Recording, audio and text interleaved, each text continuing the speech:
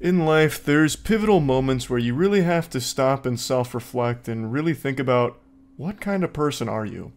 And today I entered into this moral conundrum as I looked myself in the mirror after brushing my teeth. I stared into my soul and I thought, am I really the kind of lowlife that would take pleasure in dancing on the grave of something?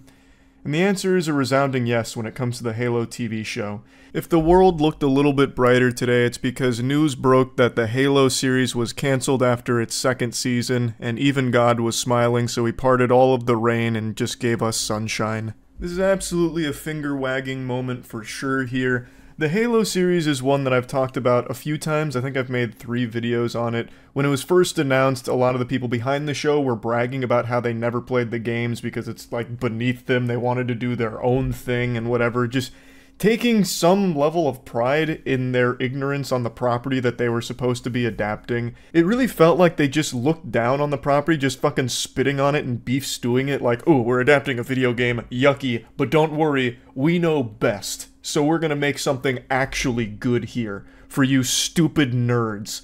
And I went into Season 1 with an open mind, as I always do, but it was just bad. It was so shitty, in fact, that it kind of got the nickname Master Cheeks, because Master Chief in the show had his bare butt cheeks out so many times and almost was never spotted wearing his armor or helmet or anything. The man is a super soldier that's always dressed for spring break, and it wasn't a good series at all, and it's not my biggest complaint with him not being the one-to-one carbon copy of this video game counterpart. I'm fine if you want to feed me the vegetables like, hey, we need to flesh out Master Chief a little bit here so he's going to be out of his armor occasionally. That's okay as long as you make it meaningful. It just wasn't in the show. I'm going to hit you with the cold water right now. No one wants to watch Master Chief fuck. And no one wants to watch Cortana watch Master Chief fuck. They turned her into a cuck. No one wants to see that. If you're adapting a beloved series like Halo, you're going to be getting fans going into it, and no fan wants to watch that. You're not going to be hooking an audience that's unfamiliar with Halo, at least not on a big scale. And even if that was the goal, Season 1 truly failed at that because it was just bad in its own right. It's not just a bad Halo show, it was a bad show. From top to bottom, it was a bad season. A couple of decent moments with a few fights, like the final episode actually was the best episode of the season, and it's because fucking Master Chief gets brain jacked into just being the Master Chief from the games briefly, where that's the only time things actually worked pretty well. The rest of the series was just dog shit. It focused on things nobody cares about. It told a story that had no real depth or intrigue to it whatsoever. It was so flat and lame. By the time Season 1 finished, most people had either dropped it or completely wrote it off, and just praying with fingers crossed that a Season 2 wouldn't come. But unfortunately, there was come. I don't know who at Paramount Plus convinced the higher-ups that it was a good idea to double dip here and try and make a Season 2 out of this train wreck. Again, most of the audience had already dropped it. There wasn't a lot of interest. People weren't like fucking biting at their nails, scratching at their neck, hyperventilating, salivating for another season of this dog shit. Yet someone convinced them that it was worth investing for a second season, so they did. It's like when the studio execs were blindsided by memes and thought that Morbius was actually a superstar, like a cinema darling. So they actually re-released Morbius only for it to flop again. Like, that's kind of what happened here with Halo Season 2. For some reason, they thought that this time around it might do well, and it still didn't. Now, as I mentioned when I talk about this, it did start off a little better. And there definitely were better moments in Season 2 than Season 1. Like, overall, it was an improvement. Season 2 got new staff on board, from what I read, that actually seemed to care a little bit more about the property, and they introduced a new character that was already an established character in Halo lore. Thank God. They brought in a character and tried to keep it true to how he was in the lore. That character was Ackerson, and the actor who was portraying this character apparently is an avid Halo player. So he brought a renewed energy to that role, which did help, but the show was truly still directionless. It was still a fucking mess. So they started to do the exact same sins as season 1, where they started focusing on shit no one cares about. I don't know why, because they actually started to bring all of those characters from the little side quests that everyone would snooze through into, like, the bigger scope of season 2. Like, they started to bring all the characters together, only to then still once again put an emphasis on the shit no one cares about. Like the Kwa Han storyline and all of that. And they also brought back McKee, which I'm positive none of you remember any of these characters' names, so I'll explain. McKee was the human covenant that Master Chief fucks. Like, she and him get together and they share this romance that really comes out of nowhere. There's no fucking chemistry there at all. So they had sex in season 1, and she died at the end of season 1, only to be brought back in season 2, and once again reignite the worst romance plot television has ever seen. Fucking CW Productions do better romance than the Halo series. I don't even know why they tried to fucking shoehorn this in there. I'm not here to just re-review Halo as a series again. I will say though, I really do think Master Chief's actor here, Pablo Schreiber, I can't remember how you say his name. I really do think he could have been a good Master Chief if he just had better material to fucking work with. Like, there are some moments in season 2 that I thought could have been great, and there were some moments that were pretty decent, like the flood, for example. But none of it leads to the show being good. Again, Halo Season 2 is better than Halo Season 1, but that's like saying poop is better than shit. I've used that expression before, but that's really what it feels like in this series. I don't know why they would take a property like Halo and transform it into something that's completely unrecognizable from what it's borrowing from. There's no winning in that scenario. And this announcement that it's canceled after 2 seasons should really send a strong message to every other studio out there that does shit like this, because it's not exclusive to just Halo. We've seen it happen with, like, The Witcher, for example. This isn't uncommon, but I don't know why it's ever something that gets considered. Like, hey, we want to make this beloved property into a television show. Let's make sure everyone who works on it has never even heard of this property, and we'll wing it. Now, I'm sure we know what's best for those fans, and they're going to love it, and they'll appreciate it. They'll pat us on the ass. They'll suck our butts out. They're going to really love it. And then you have shows like Halo. A very expensive pill to swallow when you have to cancel because everyone hated it. It's a lesson that shouldn't even need to be learned. It should just be common sense. Like, you can just look at other shows that are successful at this kind of shit, like The Last of Us show, or even more recently, Fallout, where you have the property being adapted to a show, and it's not one-to-one. Both those shows took very different directions, but it was still very recognizable in the property they were adapting, and they also had people on board that were very familiar with the property they were adapting. Thus, they were able to create something that was good for both fans and people who have never even played or heard of the games. I don't know why studios can't see the success of shows like Fallout and Last of Us and just be like, oh, okay, so that's how we should do it going forward. I don't know how we still end up with shit like Halo. I also can't help but mention the chutzpah here that even in the midst of canceling Halo with Paramount Plus, they are still trying to shop it around for another service that will pay for it to bring another season. The fucking chutzpah to think that somehow this stinker is worth a 3rd season, like another streaming service taking the chance and financing another one of these, is crazy. Like, they are huffing their own farts and are getting delusional off it, getting loopy from it. How? It's a clear message here that no one wants to watch more of this show. You have a couple of decent things in there, like the flood at the end or the final episode of season 1, but you are showcasing, you had 2 chances now. You are showcasing that you cannot make a good Halo show. So why the fuck would anyone else want to take a chance with this team? It doesn't make sense to me that they would still want to try and find a buyer for it. And what's also even more sad and pathetic is that I'm pretty confident that there will be some sucker that's going to do this. Someone's going to take the bait, hook, line, and sinker, and they're going to pump a ton of money into this, and they're going to make a big season 3 of Halo, and again, it will fucking flop. I'm just going to go ahead and put that prediction out there right now. I bet someone will actually buy this and deliver a season 3. And I guess we'll see how it goes from there. But it shouldn't be getting a season 3. I don't know how in Hollywood you can just continuously fail upwards. And it's not just Hollywood, actually. It's so much of the upper echelon of, like, tech and anything. Like, fucking John Rizzitiello, the guy who failed at EA and then failed at Unity and continues to just find himself in these big positions. It's just once you reach a certain level of power in those kind of industries, you just can't fail downwards like everywhere else. In those industries, it's only upwards. Like, oh, you delivered 2 huge flops for Halo and everyone hated it? Well, come on board. Do you want to be CEO of Amazon? Like, you're more than qualified. Like, it's unreal. So I really do think that it will get that Season 3 bought from another platform. We'll see if I'm right or wrong.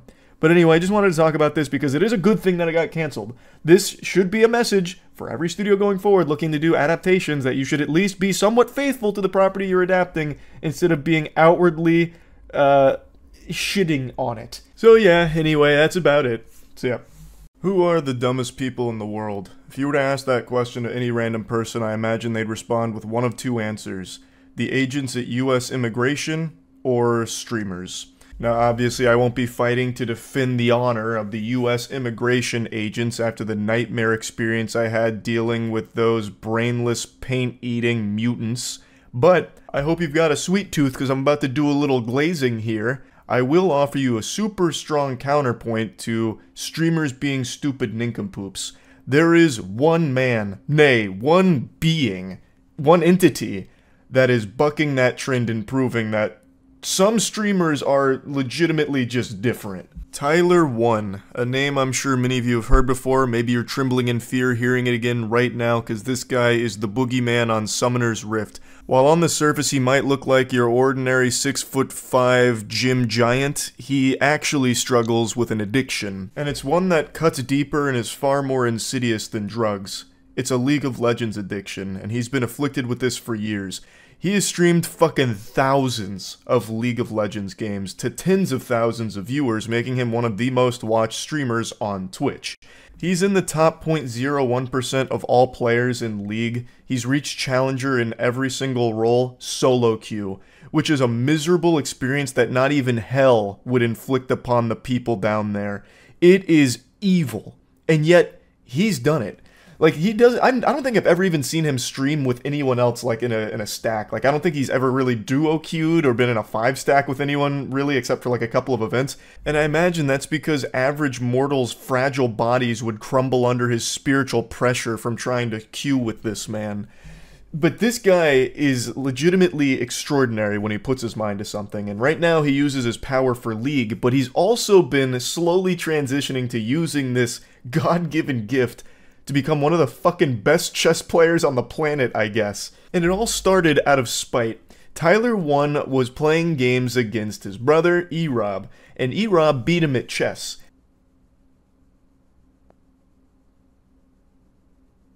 Hey. Oh, okay, you have... Nice one. You won fucking chess. Congrats. You're shit. You are shit. And you're sitting there sweating, probably looking up guides on your second monitor like you were before. And this struck a chord so deep in the soul of Tyler1 that he decided he was going to become super good at chess. Which is a very hard thing to do. If you don't grow up playing chess, it's really hard to reach like the highest levels of it, like, you know, the 2000 plus. And yet, Tyler has set his sights on achieving that goal. And he's doing it without any real training from any coaches. He's not really learning from any masters or anything. He is brute forcing his way to chess expertise, and it's working. In 10 months, he has gone from complete beginner, not really knowing anything about chess except for like the general rules, to now a 1900 rated chess player in 10 months, going from complete novice to this. That's unheard of. Gotham Chess made a tweet about it as well. This puts him at the top 0.5% of chess players in the world right now. And this is a guy who was using just one opening and just grinding the shit out of this ancient game. He is getting so much juice for the squeeze here in such a short period of time, it is making my jaw drop every time he climbs. So, chess is a very, very hard game. There's a lot of knowledge that goes into it with openings as well as just general theory. And Tyler once said, I don't need any of that fucking baloney. He wipes his ass with it. He learned one opening and is mastering it. And he is finding great success here. Just by beating his head against a wall for thousands upon thousands of games, he is taking the chess.com world by storm. Most people said that he might peak at like 1,500 given this approach. A couple grandmasters weighed in and said like maybe 1,700. But 1,900, most people didn't see coming. Now, everyone said he'll never actually hit 2K. But then again, mankind also said we'd never go to the moon. Look how that turned out. I think we'd be fools not to believe in Tyler 1 at this point. I think he will absolutely succeed in that conquest of hitting 2K. And I think he'll just continue to push. I wouldn't be surprised if we see him get all the way up to like... I really don't think he'll ever get to like a GM or like an international master or anything like that level. But I do think he'll at least start tickling that on chess.com, that rating. I really do see that as a possibility. He is genuinely gifted. He is extraordinary at everything that he puts his mind to. League, no matter how you spin it, he is an extremely good League player. He can play every role to the highest possible level of that role. And now chess.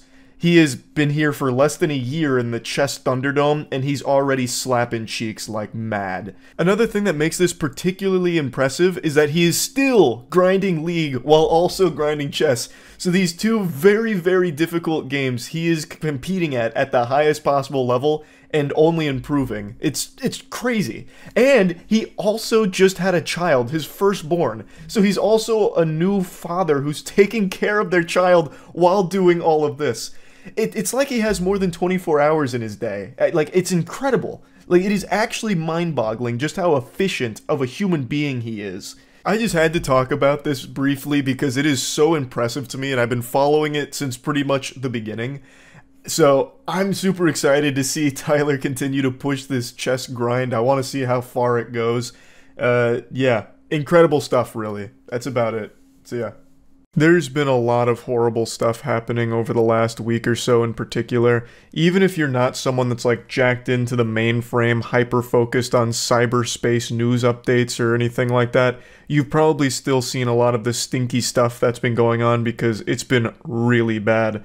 So I wanted this video to try and just be uplifting, some positive news here, spray a little bit of Febreze, put some deodorant on to mask the odor for a bit, and just give you something to smile about. And that mission failed almost instantly. A journey of 1,000 miles begins with a single step, but I couldn't take that first step. I went looking for positive news stories, and all I found was more agony and despair, doom and gloom and death.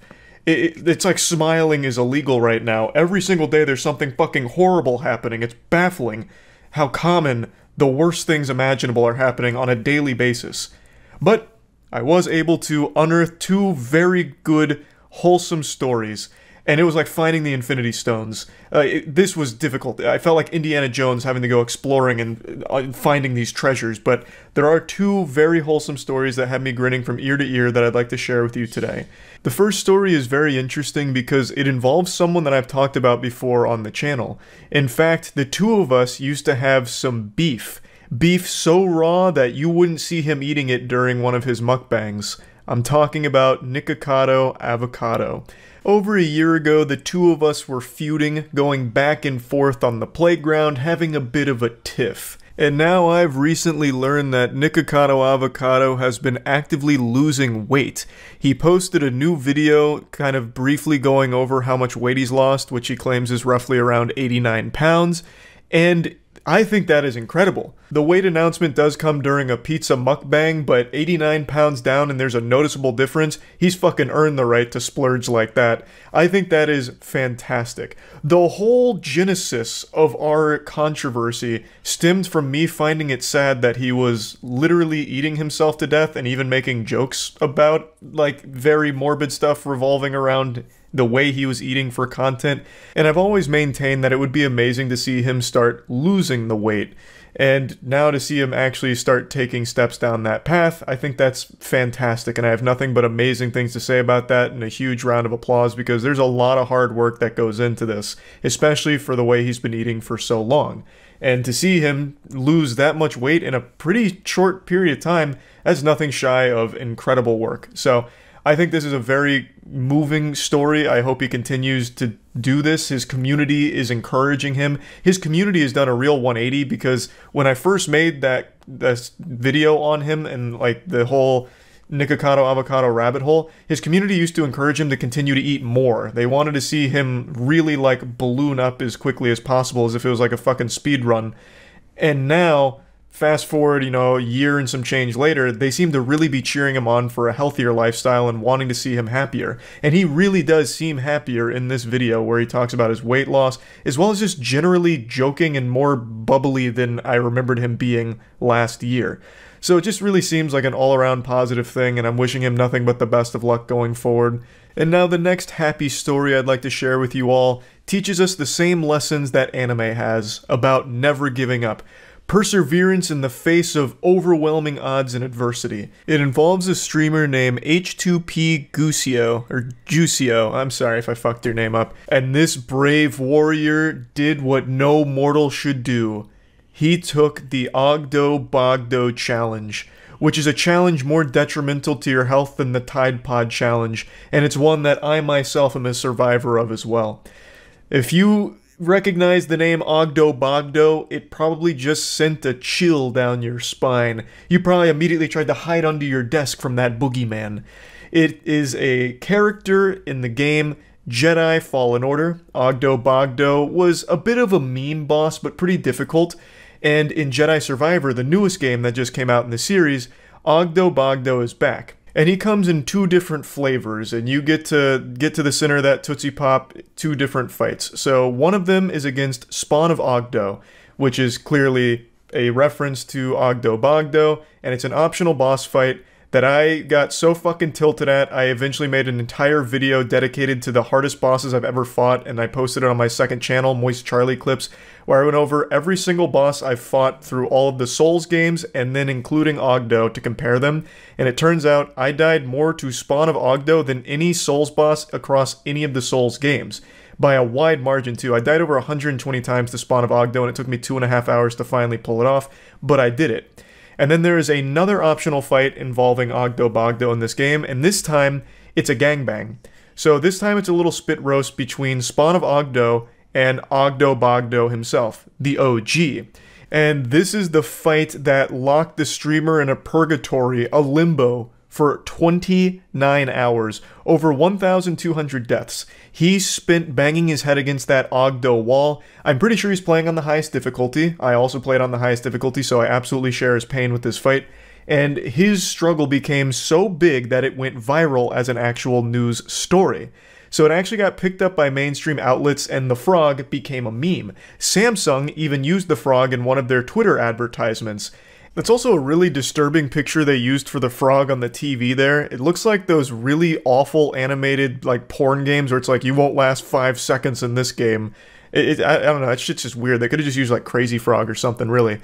But Ogdo, the frog, became a meme. His channel was blowing up to 60,000 viewers just watching him fight Ogdos here. It was incredible. I, of course, was watching as well once I became aware of the story earlier this afternoon. And he had some very close calls. He was flirting with that W, but sometimes it just wasn't meant to be. It wasn't the destiny, the hand he was dealt.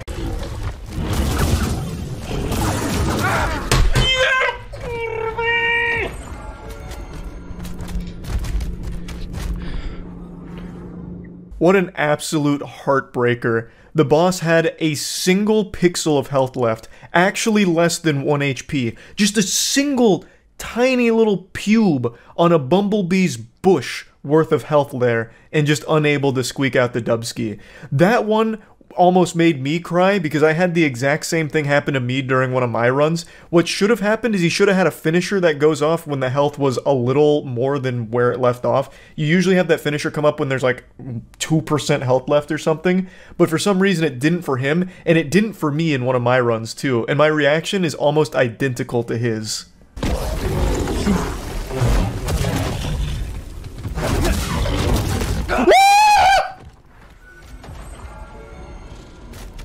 Where was my finisher? What?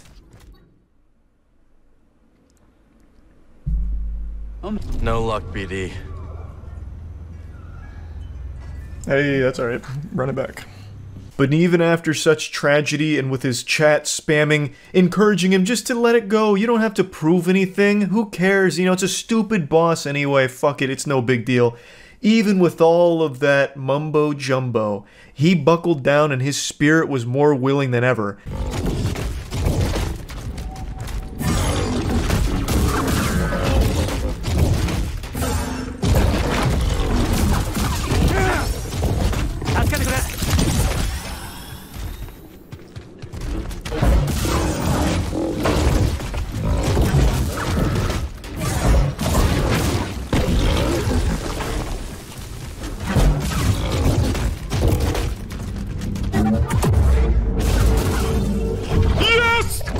W końcu i nareszcie! Póki nie wyskoczy trzecia. Póki nie wyskoczy trzecia. You love to see that. 29 hours well spent. 1,200 deaths of data collection later, and he pulls it off easily. I'd say damn near first try, honestly. Incredible work. This was a really fun thing to watch. I, of course, didn't watch all of it. I really only caught the tail end of all of it. But man, it must have been such a relief for him to finally be done with that challenge. So huge congratulations to him and his whole community for sticking by his side through thick and thin and eventually getting that big W. So yeah, I just wanted to share some uplifting news, and this is what I found for the last week or so. So that's really just about it. Oh, also, I did beat Ogdo and Spawn of Ogdo as well, by the way. I just want to make that clear, so I'll just show the clip of me finishing them off as a nice little positive place to end the video.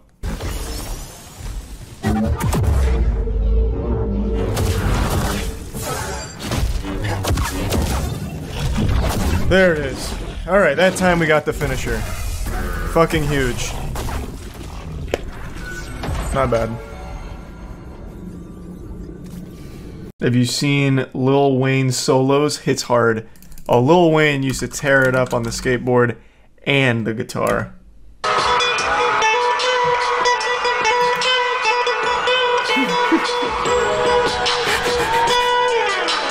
Woo! Almost as good as DJ Khaled playing the Bob Marley guitar. Nah, DJ Khaled's got too much talent. Lil Wayne couldn't do it. This one was pretty awesome too. He fucking went in on it as well. He made that guitar his bitch. Bob Marley almost resurrected out of, like, pure envy. You know what I'm saying? And a special from the Marley family. Shout out to the Marley. Melissa, can you read this for me? Can you read this to the world, please? Songs that help unite the world, and we hope it gives you inspiration as well. Woo! Fucking going in. Yeah, buddy.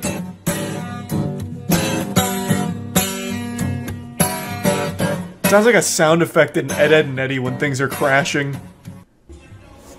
DJ Khaled is just probably one of the most talented men on the planet.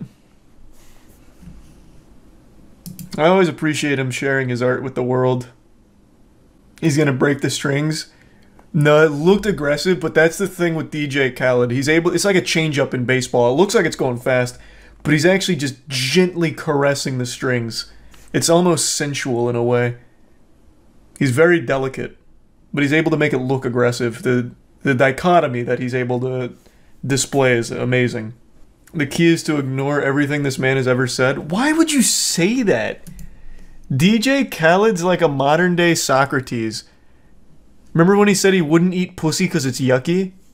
care of my family, you know, putting in the work. So you're saying Like, you don't go down? Nah, never. All of that to say you don't go down? Come on. You don't eat the boxing? Come on, Khaled. Oh, You ain't no nah, I don't do that. I don't do that. Not even germs. like Pee comes from there. Sheesh. Jeez, I put in that work. My work is great. You know what I'm saying? Like, I do my thing. So now if she told you she don't do that, is that okay? Nah, it's not okay. Because, you know what I'm saying? I'm confused. So, okay. He's just on a different level of intellect. Like, we're just not ready to hear his wise, sage wisdom, I think, is the problem. Remember when he got lost on his jet ski? Oh, I was really worried for him on that jet ski. I thought we might lose him. Fuck, man, it was scary. Like, it started out so wholesome, DJ Khaled out at sea, like Davy Jones. Not sure if that's them boys. But things went south quick. It's what you call a crazy big yacht. Now, that is a very big yacht. Lurked away, but almost a cruise ship, even. We not falling for the trap. They everywhere. I'm gonna be honest. I don't even know what he's talking about. So. God, this could have been a lot worse. The key is to make it. Yep. The key is to make it. Amen. It's so dark out here. We don't know where the hell we at, but the key is to make it. The key is never give up. It's not easy to win. That's the #1 thing you have to remember in a life and death survival situation. You just have to fucking make it. It's that simple. Just remember what DJ Khaled said, the proverb. I know that it's so real out here right now. The key is to make it. Oh. In the dark. This is against the law, not even just that. This ain't right. This shit real out here, boy. This shit real out here. This shit. It's like a horror movie, but with the smartest character in the world as your protagonist, DJ Khaled.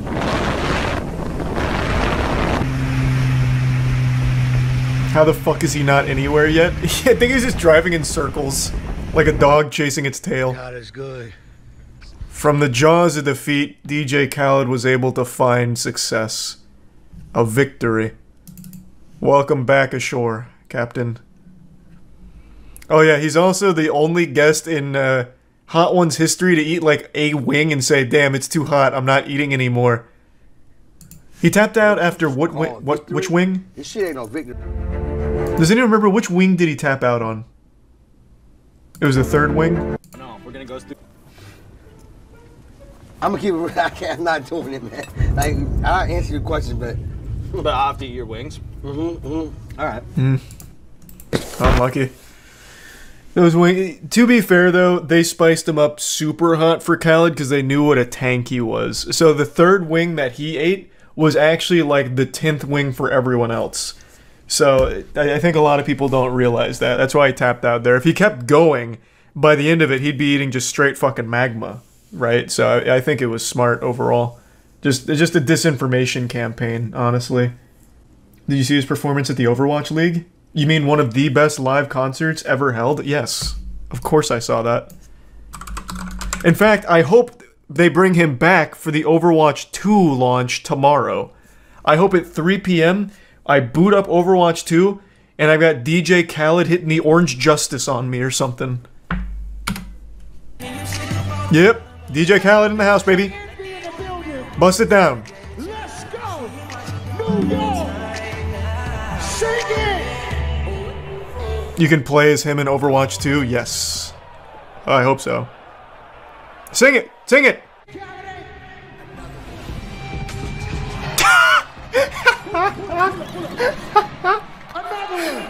I forgot that move. That move's iconic. Wafting a fart at him? Yep, take that.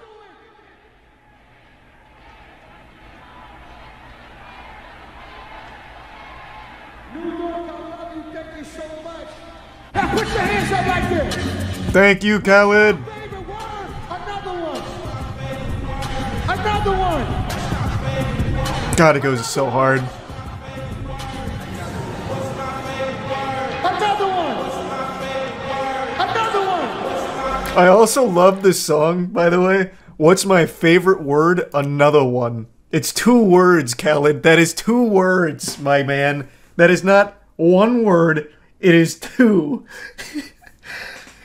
He thinks because it comes out of his mouth in 1 breath that it counts as a single word. Uh-oh, you got him. You got him on the turntable. It's about to get ratchet. Hope you didn't bring your girlfriend. Because Khaled about to take her. Nope.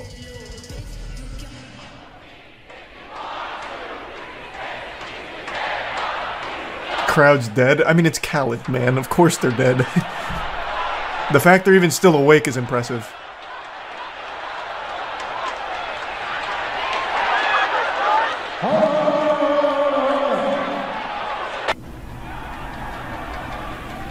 If you a winner like me, put your hands up.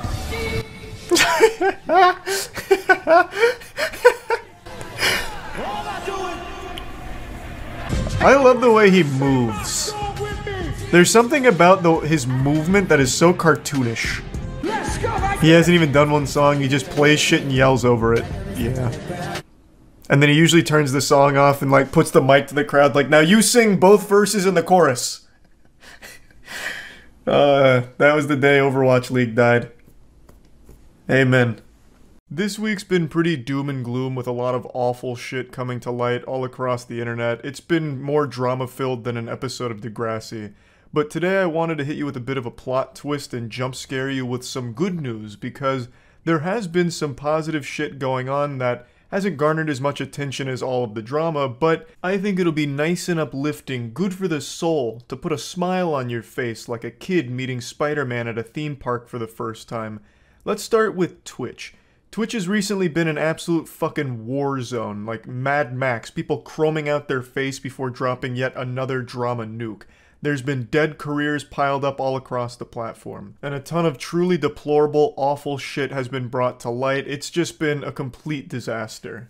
But there have been some very positive things going on as well, and I want to start with what I believe to be the most wholesome. A streamer by the name of Kai Cenat recently became the #1 most subscribed streamer on Twitch, and to celebrate, his mother gave him a call on stream, and it is so unbelievably wholesome. Let me show you the clip. My mom calling me. Hello? Congratulations, son. Thank you. You're #1. You're #1. I was sleeping. I kept hearing my notifications. And when I looked, you was like 79 and it counted. And like, I'm so happy for you, baby. You worked so hard. And you deserve it so much. And we watching and we're so proud of you, everybody. Babe, I love you so much. Babe, I'm so proud of you. You're #1. And you my son. And I'm so happy to be your mom. And I just want to let the world know that you've been working hard like this for a long time. So they only now know. You're just finding out. My son worked hard. He's a grinder every day, every night. And he gives me the world, and I want the world to know I love you, son. Congratulations, okay? Yeah, I love you too. Now, I'm a pretty tough guy, you all know that. I eat nails for breakfast. I've only ever cried twice in my life. Once when I was born, which is super cringe, and once when watching Pokemon and Ash Ketchum sets down Pikachu in that forest and then runs away. And even me, with all of my masculinity, nearly got a tear in my eye watching this clip. It's just such a nice moment. To see a mother that supportive of her son and his career, I just think it's great. And this is a massive achievement, no doubt, Kai Cenat becoming the #1 streamer on Twitch with over 80,000 subs. But what makes it even more impressive is the fact he did it without a subathon. I believe this is the largest and fastest organic growth of a Twitch channel without a subathon. Usually subathons will like really pump up those numbers, going all the way to like 150k, 160k sometimes, but this is just him streaming normal hours, doing his normal content, and growing at an incredible rate. So it is extremely special. Now, I would like to also address a little bit of drama that unfolded with this whole situation. People were really curious as to why Twitch doesn't celebrate Kai Cenat's success. And that's a very legitimate question to ask. Kai has been growing at an incredible rate, and Twitch hasn't said shit about it anywhere. They haven't recognized him anywhere. So everyone was wondering why. And I have the answer to that. It's because Twitch doesn't give a fuck about the platform or the streamers doing well on there. They don't celebrate anyone's success. It's not just Kai. They legitimately don't talk about or celebrate anyone on their platform. It just doesn't happen. In fact, their CEO, I'm pretty sure, has no idea what Twitch is. I'm going to go ahead and play a clip from stream where I kind of talked about this a little bit, and then go into it in a little more detail afterwards. Also, just a heads up, the channel you're about to see that has this clip is my only other channel, the only other official channel of mine. Just wanted to quickly address that because I keep getting asked, is Moisty Clips your channel? Is Moist Ass Emporium your channel? The answer is no to all of those. I have two channels. It's this one and Moist Charlie Clips. So weird that Twitter doesn't save your drafts and there's no drafts at all on the website that I can find. Does anyone know why? Classic don't Emmett. You talk about things that matter. Emmett, I don't understand. That guy, I don't think knows he's the CEO of Twitch. I swear to God. I have a conspiracy theory. That guy's just some kind of fucking android that they fire on whenever they need him at a conference just to kind of prove that there's someone manning the helm somewhere. Because like 9 times out of 10, that guy doesn't even know what the fuck Twitch is. I swear to God. I've only seen him one time even mention Twitch when he was wearing that goofy bow tie and like talking about how context will matter going forward, and then it didn't. I really don't think he even knows he's the CEO of this platform. I'm not exaggerating either. You'd have no idea this guy's the CEO of Twitch just by going through his Twitter. I don't think he has a single post mentioning the site anywhere, and even just looking at his bio, it's the last thing there, like he's ashamed of it. Thinking about coordination, community, and connection, and working at Twitch, I guess. Kind of like how he's like looking down like, yeah, I guess I'm the CEO of this fucking shithole. I didn't want to be, but yeah, I guess I found myself in that position. Like, this is not a guy who's, like, proud of Twitch. This is not a guy who celebrates Twitch. So, obviously, Kai Cenat's not going to be highlighted by the platform on their social anywhere. They just don't do that for any streamer. Now, don't get me wrong, they absolutely should. This is a big, big moment that should absolutely be highlighted by Twitch, at least on their Twitter or somewhere. But it just doesn't happen. The fucking CEO seems to be embarrassed of the platform in his position there. So, like, it's sad, but yeah. I'm not surprised that Kai Cenat hasn't been mentioned in any official capacity from the platform, though he absolutely should. But either way, very wholesome moment. Huge congrats to Kai and Kai's entire community for this. It's a massive, massive achievement. Now, in another piece of positive news, there's a sponsor on the video. Thank you, Bloodline, for sponsoring today's video. Here's Matt to tell you more about it. Thanks so much, Charles. Bloodline's a cool game because it's got a little bit of something for everybody. You've got the kingdom building, you've got the RPG elements, the gacha, hero collector element.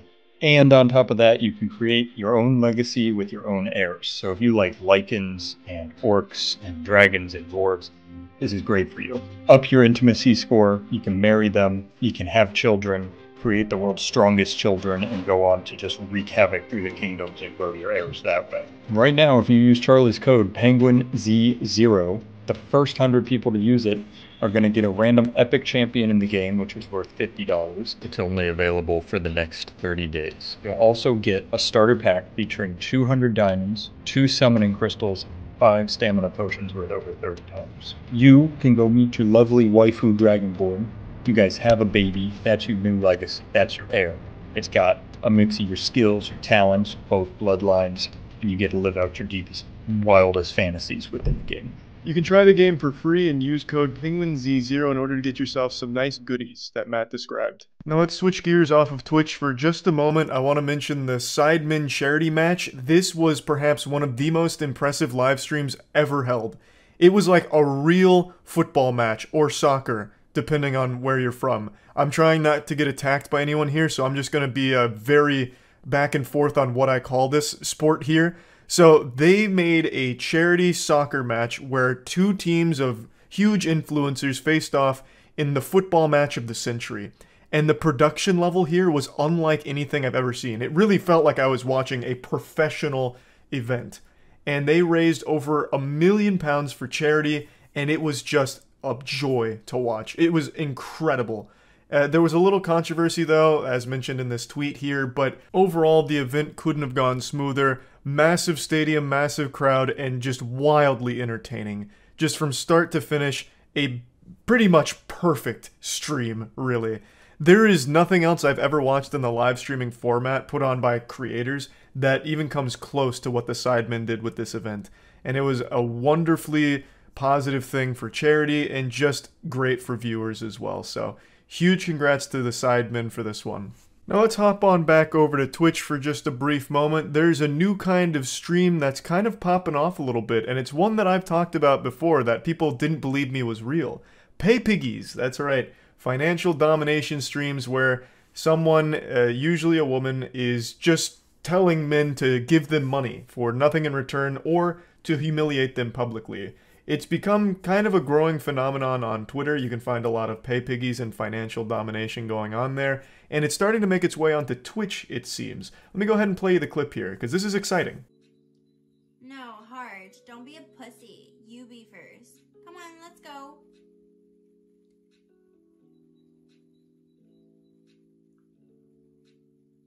Come on, Harge, don't be poor. You already did $1. Guess what? I'm literally getting 60 cents. Okay, you don't sub right now. 3, 2, 1, you're getting banned.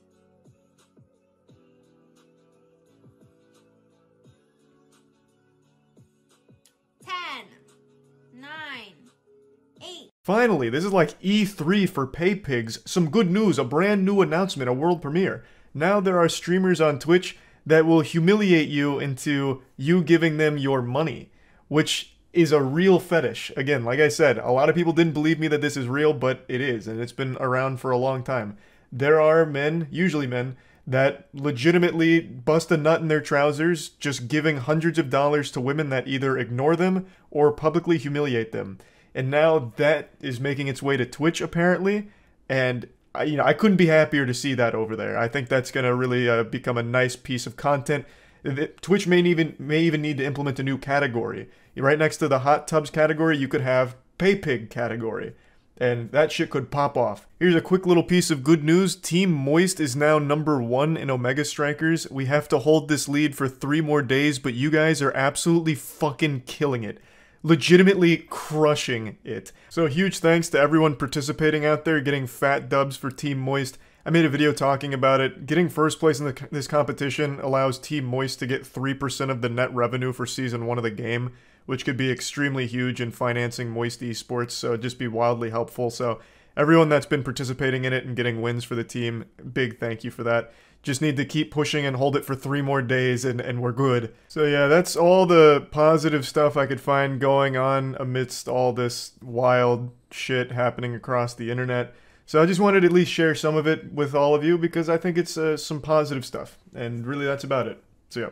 You'd have to travel thousands of miles to find somebody who hasn't heard of Snoop Dogg. More people know of Snoop Dogg than Santa Claus. Probably leaving cookies and a blunt out every Christmas Eve hoping Snoop Dogg will come visit them because Santa Claus just isn't as cool.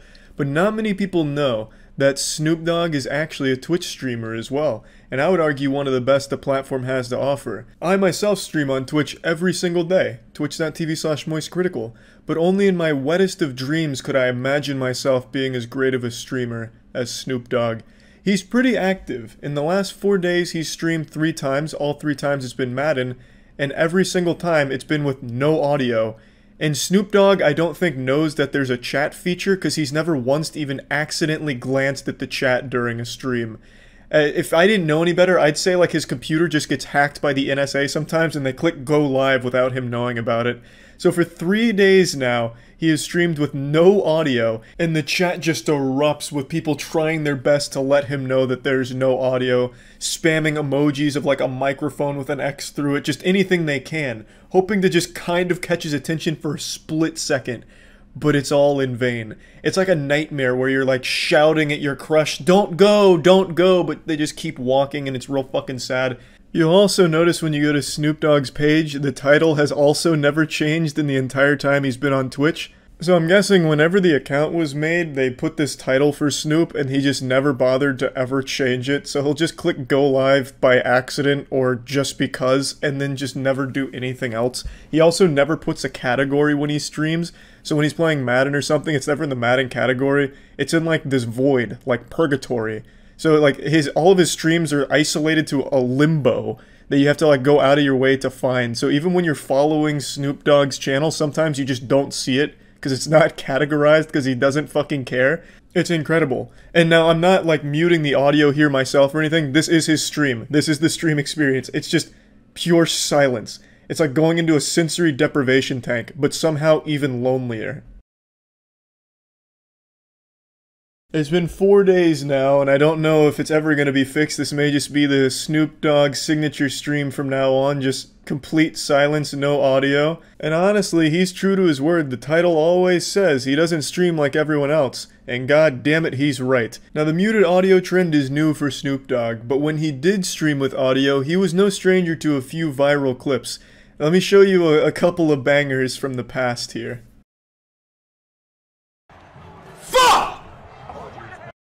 Fuck this shit! Came in this fucking room and everything went fucking bad. Fuck this shit, man.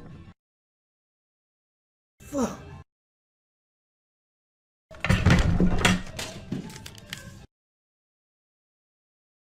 This just goes to show that no matter how successful you are, sometimes a game can just bring the demon out of you. The gamer rage takes over. It's embedded deep into the DNA of all humans, this primal gamer that sometimes just gets unshackled and unleashed. We're all just Bruce Banner, one bad Madden pass away from letting the fucking Hulk run wild.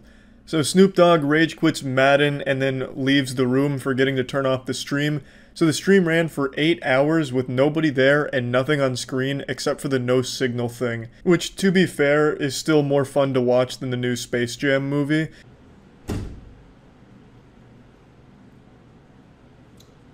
Bitch, if I have to, you know why.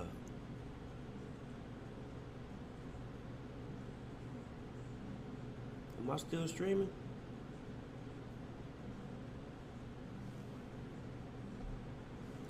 I would hope not. I'm not 100% sure this is even still the same day. Like, I know after 8 hours he leaves, you know, jerks off, takes a nap, and then eventually finds out he's still streaming. But the clips are all out of order now, and I can't find the originals. So I think this is the same one where he comes back and notices that he's still streaming, but it's hard to know for sure. Because this isn't the only time it's happened. A couple of times Snoop Dogg has been streaming without him ever even being there, so I feel like there's some kind of poltergeist event going on there, some paranormal activity, like a ghost is clicking go live on his computer while he's not there just to prank him. Because like sometimes he'll just have a fucking stream going and he's never even been there that whole time. And then sometimes he just forgets to turn it off. It's happened a few times. Like when you go to a Snoop Dogg stream, you will probably see the El Gato no signal screen more than you'll actually see Snoop Dogg.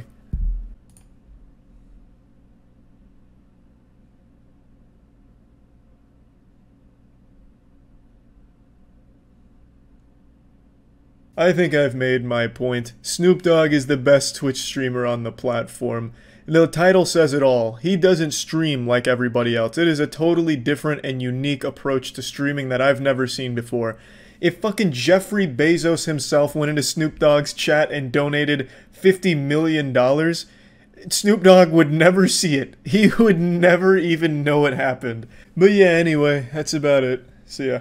It's been a little while since I talked about my favorite actor, Fraser, and I figured now was the best time to do it since it seems the internet, and really just society as a whole, is ready to open their hearts and their assholes to real talent again, with actors such as Keanu Reeves finally getting the recognition he deserves, and I think it's time we enter Fraser into that conversation. About once a year, I get this aggressive itch that I need to scratch like a meth addict waiting for their fix, and I get hit with the old Fraser laser, and I go on a Fraser movie binge. and I want to share with you his best, most iconic roles and why I truly believe he's one of the most versatile actors we've ever had in the business. Also, this is a really good time to talk about him because his career is popping off yet again. He stayed quiet for a little while and laid low, but now it seems like he's more open to doing bigger and crazier great roles, such as his role in Doom Patrol, which is fantastic. He's also got an upcoming fantastic role in a movie called Line of Descent, which comes out this month on the 13th. So he is starting to again accept these big budget roles, and he still has the talent that he has always had, and he is still a fucking joy to watch on screen. So I thought it'd be fun to go through this compendium of Brendan Fraser's many faces, the many faces of Fraser. Let's start from the beginning. 1992's Encino Man, where he plays Link, a caveman who is frozen but accidentally awakened by two high school students in the far-off future of 1992, an age where you still had to jerk off to notebook drawings, magazines, and crusty VHS tapes that were locked to 240p if you were lucky. And in this new age, this technologically advanced utopia, Link has to learn to blend in and reassimilate into society in a strange new world. He stars alongside Sean Astin and Pauly Shore. I don't know how many of you remember Pauly Shore from the 90s, but he was huge. He had his own 3 TV shows all named after him. This guy was a big fucking deal, and I used to love him growing up, so I went back and watched this, and I can tell you right now, his style of humor has not aged very well. It's like fucking Rage comics of the 90s. Pauly Shore's comedy is like the Big Chungus of the pre-internet age of movies. Let me give you an example. One of the most iconic scenes from Encino Man, the one I remembered most from being a kid, is they go to a gas station and they put their head under the juice machine and turn it on. That was a big trend in the late 90s. I remember I tried it once. I don't know how many of you were as venturous and as brave as I was, but doing that is miserable. It's like getting fucking waterboarded by sugar. But anyway, they do that in the film, and they call it wheezing the juice. But Pauly Shore's comedic shtick is that he's a carefree, free spirit, here's my dick, here's some cum, and he calls it wheezing the juice. So that's the whole joke behind it. So they go to the gas station to wheeze the juice, and then they get caught. And the guy says, no wheezing the juice. And Pauly Shore goes, but we're just wheezing the juice, man. And that was really just the whole kind of comedic back and forth scene. And I remember loving it as a kid, but going back, I had to say, fucking genius, better than I remembered. Brendan Fraser showed with this movie that he could do comedy. And also, he plays a very attractive student that most of the girls immediately fall in love with. So it also showed that he could be a heartthrob character. He could do both. And Brendan Fraser really locked in on the role of comedy, at least for a little while. He always did it well. Moving on up into the decade, in 1994, he played the role of Chaz in the movie Airheads, alongside Steve Buscemi, Adam Sandler, and Chris Farley.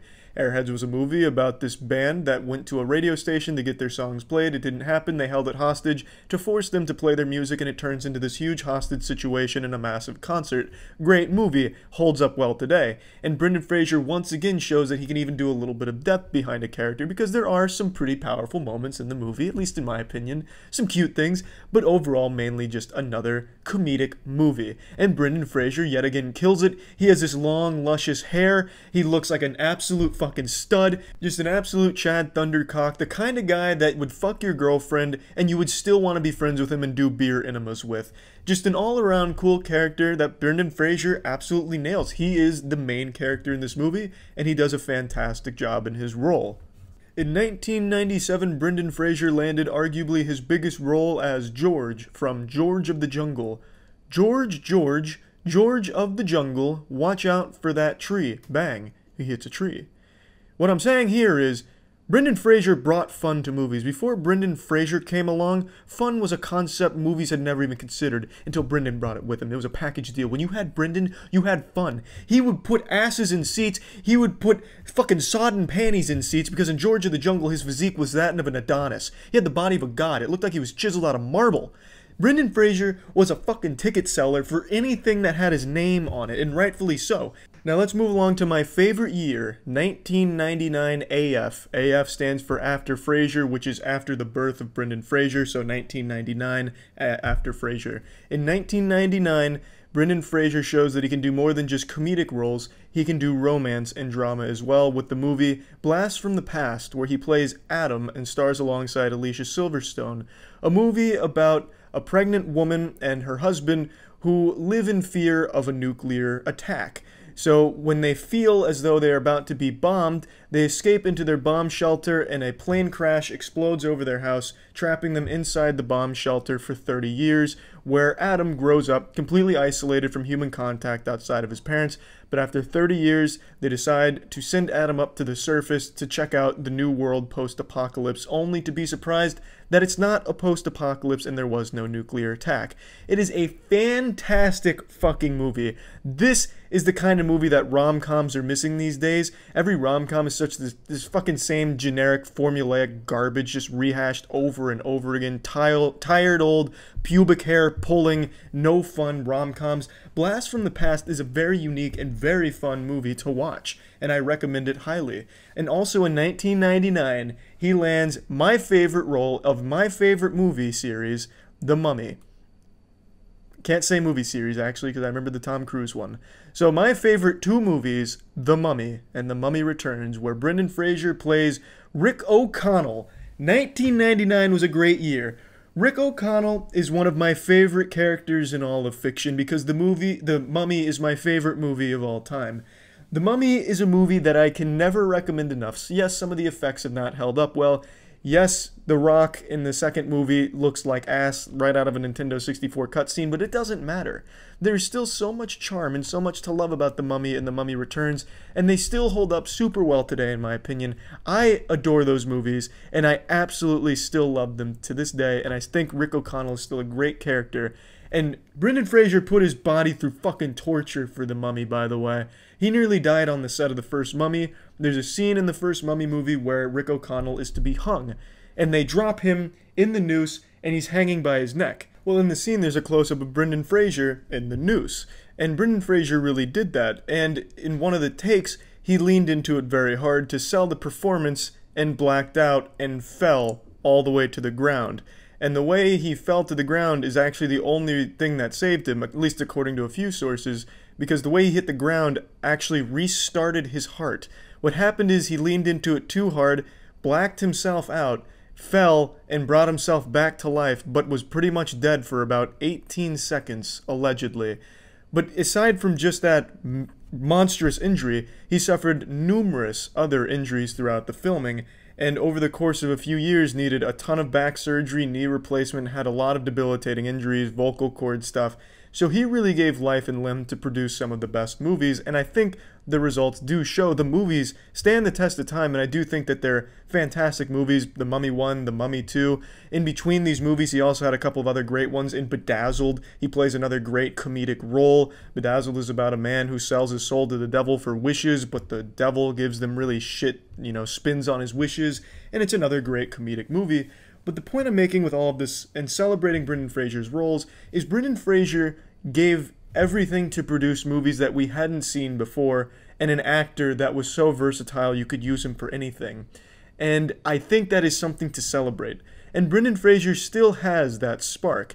In his newest roles, Doom Patrol, he's fucking great. In the role he plays in the newest one, Charu, in Line of Descent, fucking great. He plays another great character. He's also in Condor, where he plays another great character. He is still that same incredible actor today. And I think it's just a matter of him getting in those roles that Keanu Reeves fell into with John Wick. I think Brendan Fraser just needs more of those breakout roles where people really see just how much he can offer. Because I really do 100% believe he's one of the best actors to ever grace the big screen.